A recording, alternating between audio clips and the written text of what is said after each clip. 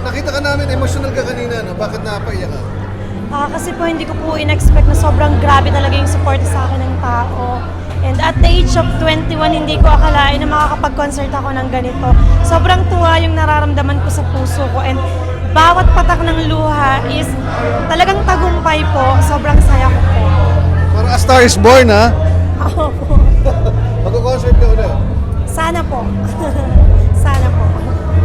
Konting balik tanaw lang ano sa challenges na pinagdaanan mo bago ka makarating dito sa Araneta. Sobrang hirap po ng pinagdaanan ko noon kasi lumaki po ako ng walang magulang. Tapos lumaki po ako na binubuli kasi nga po GRO yung nanay ko.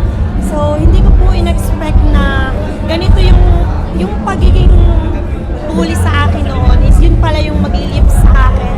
Para po mas pagigihin ko at matupad ko po lahat ng pangarap ko.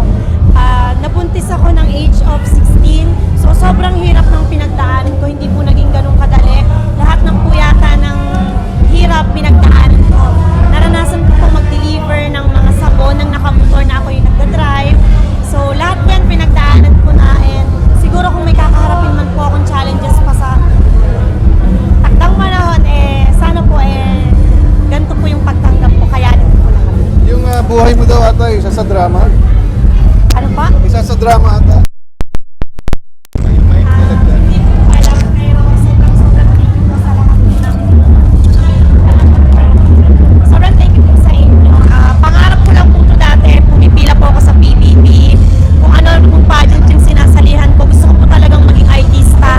And hindi ko po naisip na matutupad po pala yung pangarap kong makapag-perform sa Araneta. And sobrang blessed po. Thank you po Just in talaga. case, sino gusto mong gumanap sa'yo? Kung isa pelikula, isa drama ang buhay mo. Kung may gaganap man po sa akin, siguro po si Julia Montes.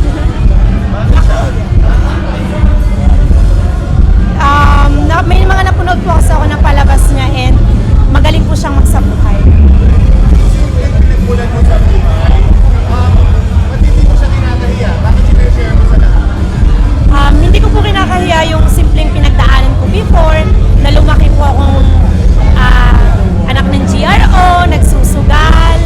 Lahat po yun ginawa ko before, hindi ko siya kinakahiya kasi iyon po yung nagpalakas sa akin at iyon po yung naghatid sa akin sa tuktok po ng tagumpay. Wala kang mensahe gusto ibigay? Gusto ibigay sa mga katulad mong na nahihirap sa buhay at want to change their life? Anong mensahe mo? Sa mga katulad ko pong batang ina, sa mga katulad ko po na hindi nakapagtapos ng pag-aaral, at sa mga katulad ko pong patuloy na nangangarap, ipurso nyo lang po yung dream nyo kasi basta pong may pangarap ka at may goal ka sa buhay, as long as sinasabayan mo yun ng kilos, itaas mo yun kay Lord, and wag pong kalilimutan na sa bawat pagsubok po, kakayanin po nila yung lahat. And sa lahat po ng gusto magnegosyo, madali lang pong magnegosyo basta po nasa puso nyo po yung ginagawa nyo. Maraming salamat sa'yo. Congratulations!